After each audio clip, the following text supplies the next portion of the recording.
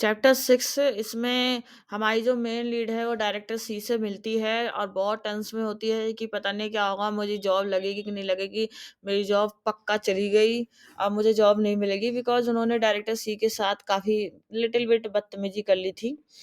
तो तीनों same lift में होते हैं, जा रहे होते हैं और हमारी जो मेन लीड है ये लिफ्ट के काउंटिंग कर रही होती है, हम कहाँ पहुँचे, फ्लोर काउंट कर रही होती है। सडन फिर डायरेक्टर सी के फ़ोन पे कॉल आता है, लेकिन डायरेक्टर सी जो होते हैं वो कॉल को डिक्लाइन कर देते हैं। फिर तुरंत कॉल उनके एग्ज़ीक्यूटिव के उनके सेक्रेटरी के पास आता है। कॉल पिक करते हैं, वो उनके अंकल का होता है। जो वो फ़ॉल कॉल करते हैं, उनसे बात करते हैं तो सिंह बोलते हैं कि मैं मैसेज मुझे पास कर देना जो भी वो बोलेंगे।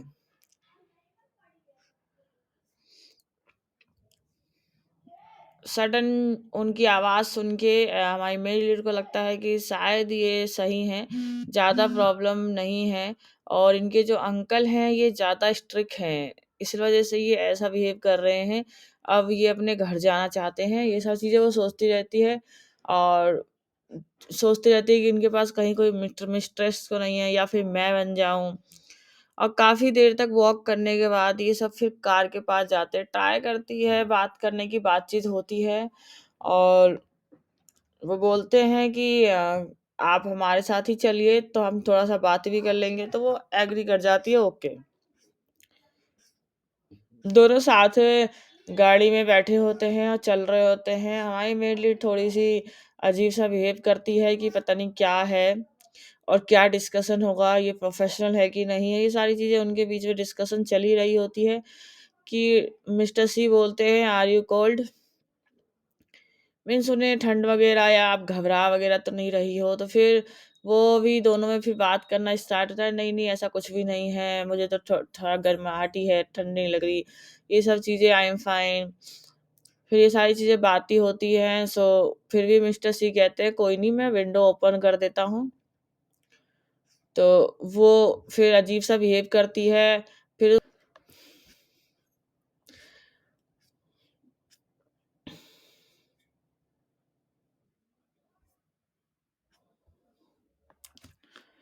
तो इन इस मिस्टर सी के बारे में सोचती है, कुछ-कुछ बोलती रहती है, हँसी-मज़ाक चलता है, फिर उसके बाद शाय-सा बिहेव करती है। ये सारी चीज़ें करती है, सो फिर वो मिस्टर सी की सारी बातें रिकॉर्ड भी कर रही होती है कि मैं रिकॉर्ड कर लूँ फॉर प्रोसेस के लिए, फाइनल प्रोसेस के लिए, make sure to check it with you. तो रिकॉर्ड करती है, फिर इंटरव्यू सब देती है। और रोल उनको उसको तो जॉब मिलता है, उसके लिए उसको ईस्टर्न रीजन का जॉब मिलता है और उसको आज से ही interview around the role of the comeback होता है Chinese yuan as a backbone currency in Asia.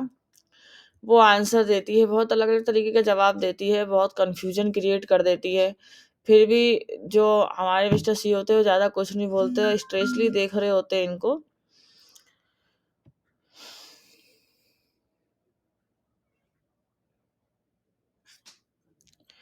काफ़ी देर दोनों में डिस्कशन चलता है, मिस्टर सी जवाब देते हैं, आई मेड लीड जवाब देती है। सडन सारा सब चीज़ें होती है, रिकॉर्डिंग चल रहा होता है और उसे पता भी नहीं चलता कि कितना देर हो गया। सडन 2 घंटे से ज़्यादा हो चुका है, वो अभी तक ड्राइव में ही है और गाड़ी में ही है दोनों। बातचीत कंटिन्यू है।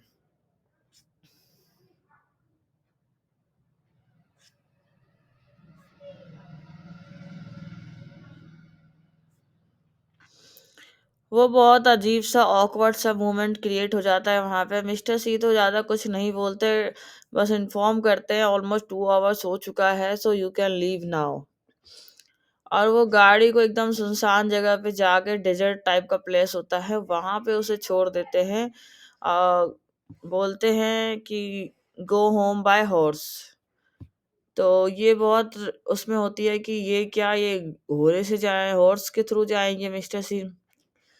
वो जब तक कुछ पूछती है तब तक वो बोल देते हैं तुम जाओ मैं आ रहा हूँ और अपना वो चले जाते हैं। फिर वो डायरेक्ट पूछ लेती है कि आपके पास गर्लफ्रेंड है? और अजीब सा वियर्ड सा स्माइल देती है।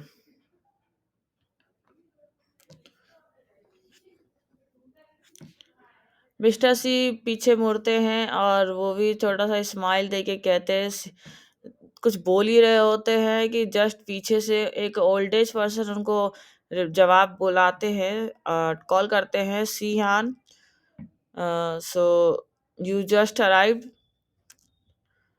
तो ये जो होते हैं ये जॉन होते हैं एंड वो सीहान के ग्रैंडफ़ादर होते हैं। फिर हमारी मेड उनसे ही बात करती है और उनको बताती है। कहती ये कहते हैं मैंने तुम्हारे कुछ आर्टिकल्स पढ़े हैं जो काफ़ी अच्छे होते हैं। ये क्या हमारी मेड कहती है, thank you for your concern. सुन के अच्छा लगा। फिर तीनों में कुछ कन्वर्सेशन होता है, मिस्टर सी थोड़े परेशान हो जाते हैं। उसके बाद ज्ञान सोचते हैं कि ये उसकी सियान उनकी गर्लफ्रेंड है। जो हमारी सियान होती है वो जगह-जगह देख रही होती है, बहुत अच्छा प्लेस होता है आस-पास, तो वो चाहती है कि वो यहाँ पे देखे और हॉर्स वगैरह ये सारी चीज़ें देखे। तो उनके जो ग्रैंडफ़ादर है वो इनको बोलते हैं कि आप रुक सकती हैं। बट फिर बाद में इनको कुछ अजीब-सा लगता है तो ये मना कर देती है कि नहीं मैं नहीं करूँगी राइड। फिर उनको फ़ोर्स करते हैं कि आप कर लीजिए या फिर मेरे को फ़ॉलो कीजिए। फिर वो उनके घर जाती है, घर देख के भी लगभग शॉक्ड ही होती है कि ये क्या? घर तो काफ़ी अच्छा है। फिर वहाँ पे उनको हॉर्स राइडिंग के लिए स्पेशल क्लॉथ्स दिए जाते हैं जो पहन के वो बहुत एक्साइटेड होती है और खुश होती है बहुत ज़्यादा कि ये क्लॉथ्स तो बहुत मस्त है और वो लग भी बहुत प्यारी होती है। वो उनसे कहती है क्या तुम मुझे सिखाओगे? वो आता है और कहता है कि अगर नहीं आता है तो ये सब चीज़ें करने की ज़रूरत नहीं है तो ये थोड़ा-सा अजीब-सा फ़ील होता है इनको, थोड़ा घबरा जाती है कि ठीक है कोई नहीं।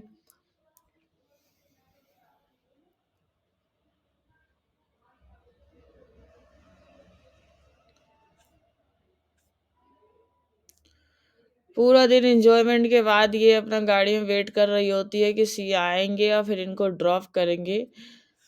और फिर लेकिन वो गाड़ी में आके सडन यहाँ से चले जाते हैं।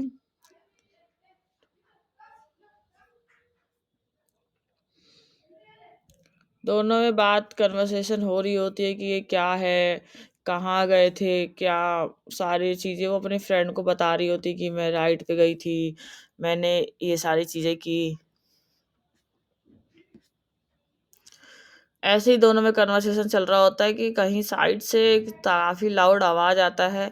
एक सेकंड पर्सन होती है जो फ़ोन पे बात कर रही होती है, तो ये जाती है और क्योंकि ये वॉशरूम में होती है, तो ये जाती है और फिर उस पे बहुत तेज़ गुस्सा करती है कि ये क्या तरीका होता है बात करने का। वो घबरा जाती है कि ये कौन था, मेरी बातें तो नहीं सुन लिया, फ़ोन गिर जाता है उसके हाथ से और फिर ये बोलती है, "नो प्रॉब्लम, मैं तो बस ऐसे ही पूछ रही थी। आप क्या बात कर रहे थे डायरेक्टर सी के साथ क्या हुआ?"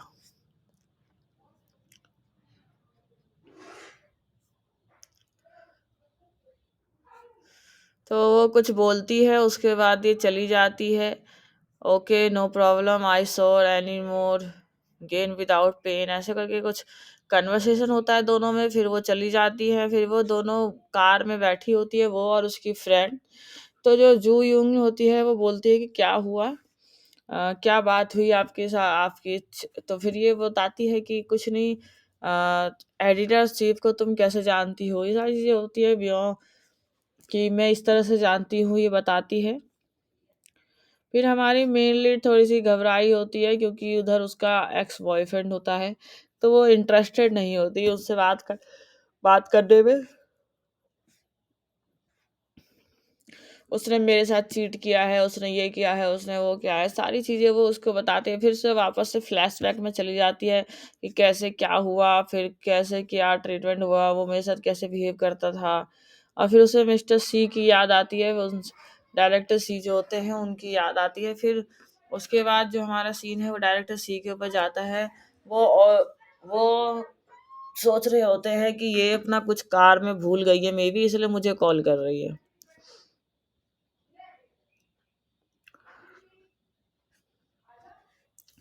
वो कॉल पिक करते हैं, वो बताती है कि मैं अपना इयररिंग्स कार में भूल गई हूँ, तो क्या आप मुझे ये प्रोवाइड कर सकते हैं? सो वो पहले बहाना करता है कि मैंने ऐसा कुछ नहीं देखा यहाँ पे, और अगर मिलेगा तब देखेंगे। तो ये पूछता वो बताती है कि अगर मिल जाए तो प्लीज़ मुझे बता आप दोबारा से चेक कर लीजिए, बिकॉज़ मेरे लिए वो इयररिंग्स बहुत इम्पोर्टेंट है। तो ये पूछता है हाउ इम्पोर्टेंट? तो बताती है कि जो मेरे ग्रैंड माँ हैं उन्होंने मुझे दिया था मेरी मदर को, और मदर ने फिर मुझे दिया था। And it's my family heirloom, ये खानदानी ज्वेलरी टाइप की चीज़ है। सो इसलिए actually my dowry, so please अगर आपको मिल जाए तो आप दे दीजिएगा। ये काफ़ी वो होती है, घबराती है कि पता नहीं मिलेगा कि नहीं मिलेगा, और ये यहाँ पे मुस्कुरा रहते हैं, बोलते हैं हाँ, मुझे मिल चुका है। तो ये बहुत खुश होते हैं देन कि मुझे कब मिलेगा, ये सब चीज़ें बातचीत होती है। और वो बोलता है अरे ये तो सब प्लास्टिक से बना हुआ है, तो फिर ये इतना इम्पोर्टेंट कैसे है?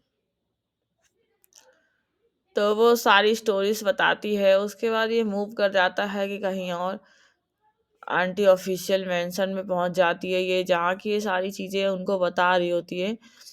फिर ये उनको अपनी चीज़ें कि मैं वहाँ पे कैसे थी, कौन-कौन थे और मैं किस तरह से वहाँ पे रह रही थी। ये सारी चीज़ें बताती है कि वहाँ पे उसे एक लड़का भी मिला था।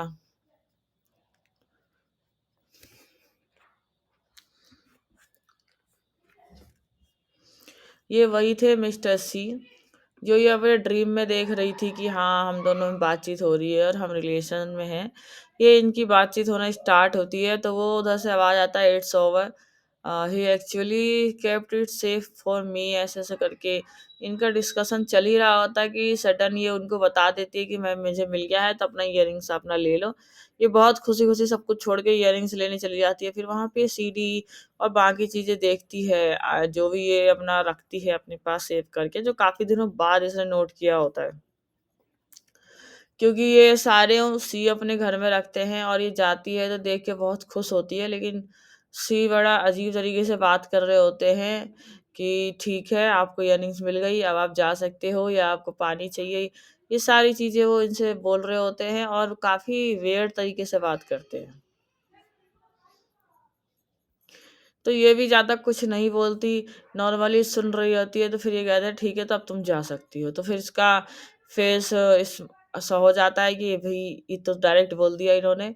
तो ये जल्दी-जल्दी बैग उठा निकल जाती है वहाँ से बिना बैग उठाए। फिर सडन इसे याद आता है कि मेबी ये फिर से कुछ भूल गई है।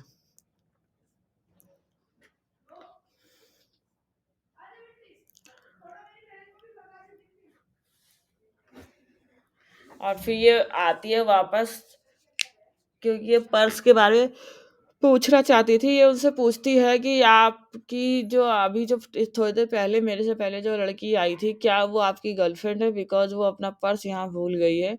तो ये कहता है नहीं। तो कहता है ओह! It's good. तो वो देख के वियर्ड से स्माइल करता है कि क्या? क्या गुड? अच्छा है कि मेरी गर्लफ्रेंड नहीं है। तो नहीं, नहीं, नहीं, बस मैं बात कर रही थी, ऐसे जवाब देती है। मिसअंडरस्टैंडिंग हो रही है, तो डोंट वरी, ये बोल के वो यहाँ से जाने की कोशिश करती है और वो उसे पकड़ लेता है।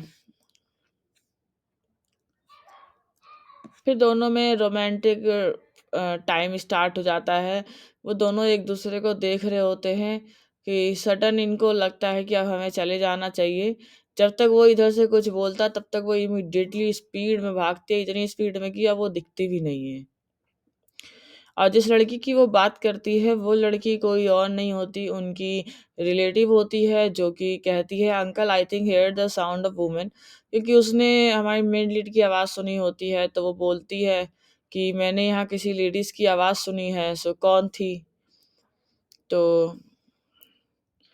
फिर ये वो वहाँ पे बातचीत होती है, ठीक है, और वो तब तक तो वहाँ से निकल चुकी होती है अजीब-अजीब सा ऑकवर्ड सा सीन देके। के।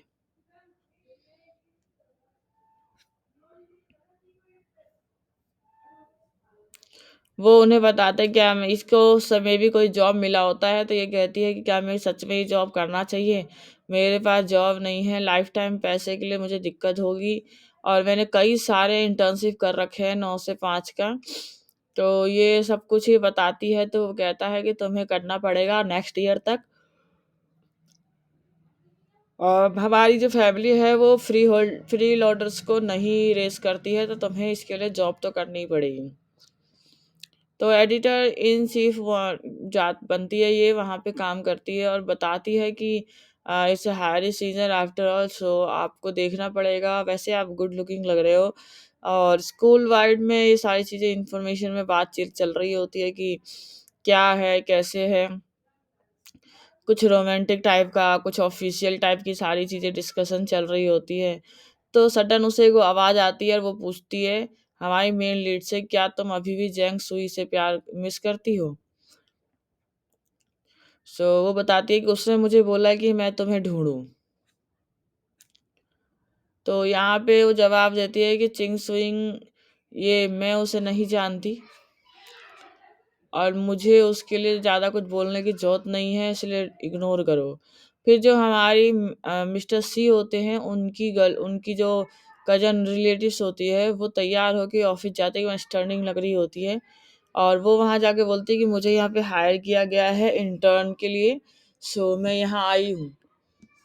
तो ये उसे सीट देती है, फिर यहाँ पे वो उसको उसका वर्क दे देती है कि ये सारी चीज़ें तुम्हें करना है। सियान इंटरव्यू रिकॉर्डिंग है 1210, तो ये आपको सारा चीज़ सुनना है, आपको आगे भेजना है और एक भी चीज़ मिस नहीं होना चाहिए। और ये यहाँ पे परेशान होती है कि मुझे तो एक वर्ड समझ में नहीं आ रहा। तो ये उससे पूछती है मिस सुई, जो हमारी मेन लीड है उनका नाम है मिस सुई। तो ये उनसे पूछती है, वो अपना कोई रिएक्शन नहीं देते और type type type type type का आवाज आ रहा होता है, बिकॉज वो कुछ काम कर रही होती है। फिर वो दोबारा से आवाज लगाती है मिस चैंग सुई। तो ये अपना कॉफ़ी का कप उठाती है और जल्दी जल्दी जल्दी जल्दी कॉफ़ी पी लेती है और ये ज़्यादा कुछ बोलती नहीं है। तो फिर से आवाज़ लगाती है जैंग। तो फिर सडन आवाज़ आता है बैक टू वर्क। तो ये अब बिना कुछ सोचे समझे कुछ नहीं पीछे जवाब दे देती है अपना काम करो और फिर इग्नोर करो। तो फिर ये अपना काम कर रही होती है, फिर वो गुस्से में एकदम उससे ज़्यादा कुछ बोलती नहीं है। फिर ये थोड़ी देर बाद देखती है कि ये क्या हुआ, तो फिर ये बोलती है टीडी चाइल्ड क्या हुआ, और उसका नाम टीडी होता है, तो क्या हुआ, तुम क्यों परेशान हो? तो वो कहती है कि मेरा जो है ये मेरा फर्स्ट डे है, तो मैं किसको रिपोर्टर करूं, और मैं कोई टाइपिस्ट नहीं हूँ। तो ये यही सारी डिस्कशन फिर ये अपने एक कजन के यहाँ पे रहती है, वहाँ उसको कर रही होती है कि ऐसा ऐसा मेरे साथ ऑफिस में हुआ है। अब मैं कोई टाइपिस्ट तो नहीं हूँ जो मुझसे टाइप करने की चीज़ें दे दी, ऊपर से सुना नहीं जा रहा। तो ये सारी चीज़ें इनके डिस्कशन चल ही रहे होते हैं कि वहाँ से जो इनके एल्डर्स होते हैं वो जवाब देते हैं कि तुम्हें ये चीज़ तो करनी पड़ेगी और इसका कोई ऑप्शन नहीं है। तो ये मुंह बना लेती है, इसको बुरा लगता है कि ये क्या तरीका हुआ, मेरे को नहीं करना ये सब चीज़ें।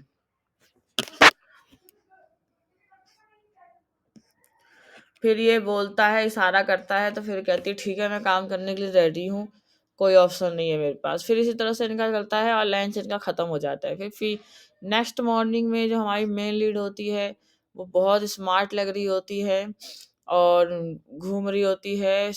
कई लोग इनको बोल रहे होते हैं गुड मॉर्निंग, तो ये भी बोल रही होती है। तो सुई जो है ये अपना ऑफिस में जाती है, फिर अगेन ऑफिस टेबल पे बैठ कर रेगुलर की तरह काम करती है। सारा रूटीन इनका इसी तरह से चलता रहता है। फिर इनका लव स्टोरी अब स्टार्ट होगा नेक्स्ट पार्ट में। तब तक के लिए आप हमारे साथ बने रहिए। अगर आपको वीडियो अच्छी लगे तो लाइक शेयर सब्सक्राइब जरूर कीजिएगा।